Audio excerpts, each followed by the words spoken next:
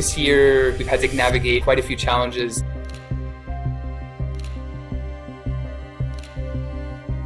But one of the things that really inspires me about this team is the creativity. When roadblocks arise, we find solutions such that we can continue doing the work. And what I see year after year is us pushing the boundaries to deepen our investigations, finding new ways to present our findings, new partnerships to amplify our advocacy. All of that with the goal of how do we more consistently and more deeply enact change. China denies that it has detained up to 2 million Uyghurs in a system of modern-day internment camps.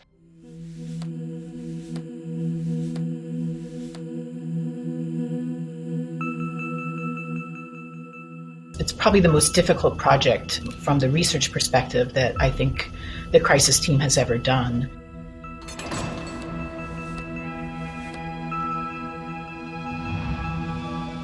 Attempting to do research in China would have put people at risk. So we interviewed people who had recently left the country, looked at satellite imagery and other digital sources of information.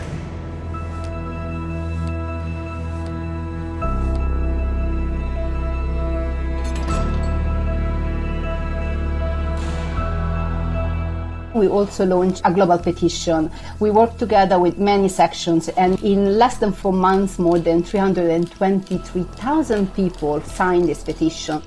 More and more countries are officially recognizing the enormity of the abuses in China, and there's more and more pressure on the UN to take action.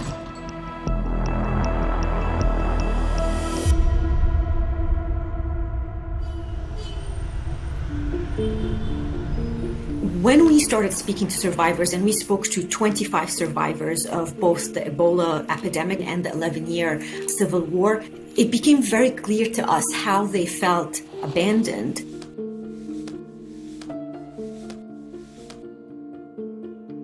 After the launch of the report, our colleague told me that some of the Ebola and war survivors told him, "How did you come up with that title? That is exactly how we feel." And that kind of connection with survivors, that they felt so heard, so seen, is really at the core of our work.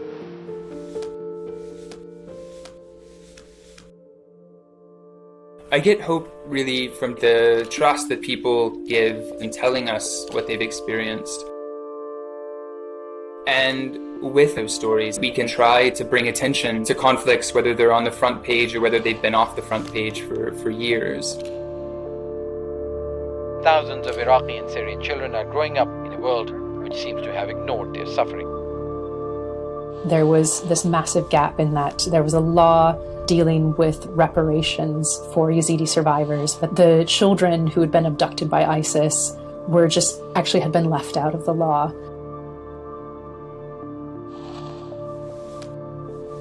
A main aim of the research was to ensure that these children were not being forgotten, that their voices weren't being neglected.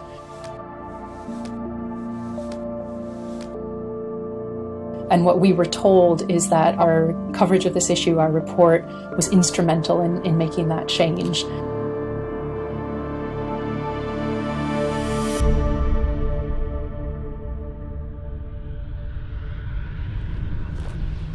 ...2021 has been a very difficult year for refugees and asylum seekers. Pushbacks are a practice, have been normalized. There are threats to safety of Syrians. But during 2021, we have realized that we also have the tools to deal with crisis better. This report makes the bold statements that every Syrian refugee should be protected and granted a refugee status.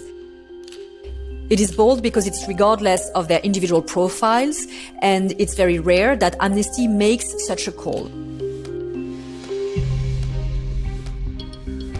We have been able to put into practice what we have learned during the previous years about how to respond to crisis and how to provide people who are at risk pathways to safety. Now, even a week ago, it seemed unimaginable.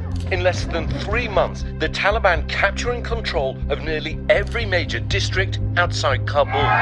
In late July, a colleague and I traveled to Kabul as the Taliban were closing in.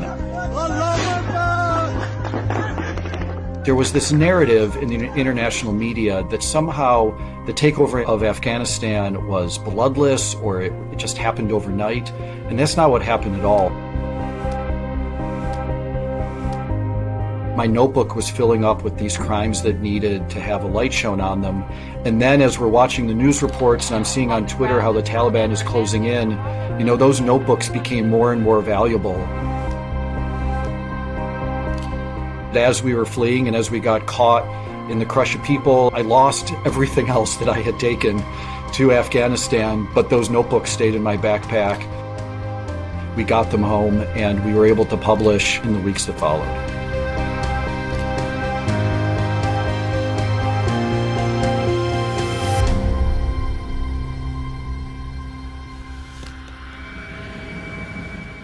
Social media footage from recent days shows several hundred refugees heading towards Poland.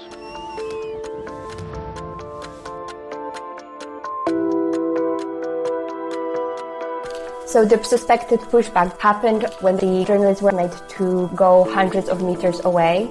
It's nearly impossible to independently verify the information coming from both sides. The Polish authorities were arguing that the people were never on Polish territory. I would say that everybody knew, but it was really hard to evidence that.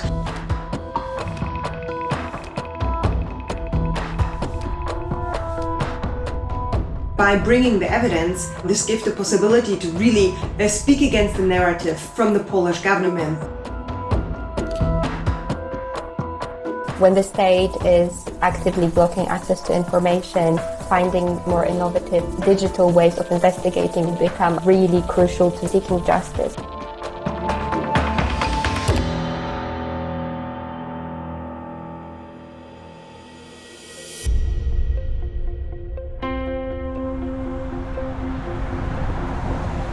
Facial recognition software misidentifies Black, Native American, and Asian faces 10 to 100 times more often than white faces. There were 22,000 cases between 2016 and 19 when the NYPD used facial recognition, and yet we do not know where and when, and they wouldn't tell us.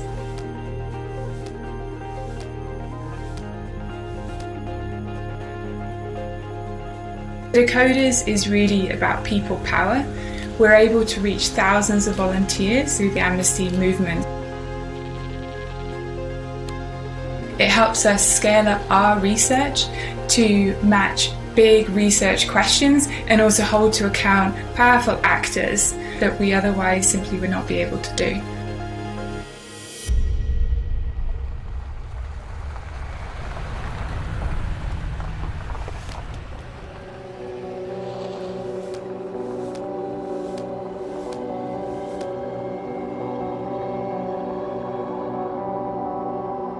It's been really challenging to get the international community to pay the kind of attention needed to this situation.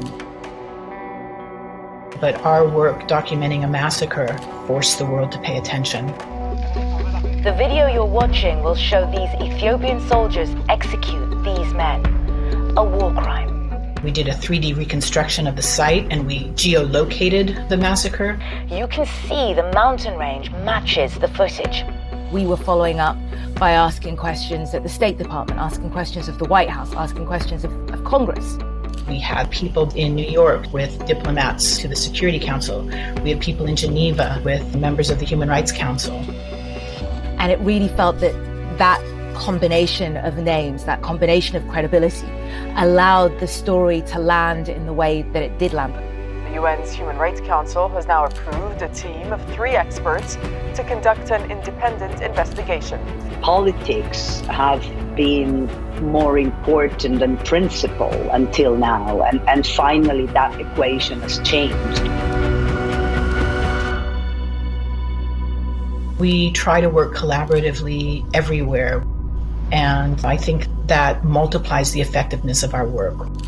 And I just felt really proud that we could collaborate. I think that sends a very strong message to the world about the way that people who care about human rights are going to continue to come together. And so I am going into 2022 hopeful because of that experience. This work can't be done alone. We have to do this in partnership with the UN, with donors, with humanitarian actors. That's the only way that we're going to achieve the sorts of systemic change that we need to see.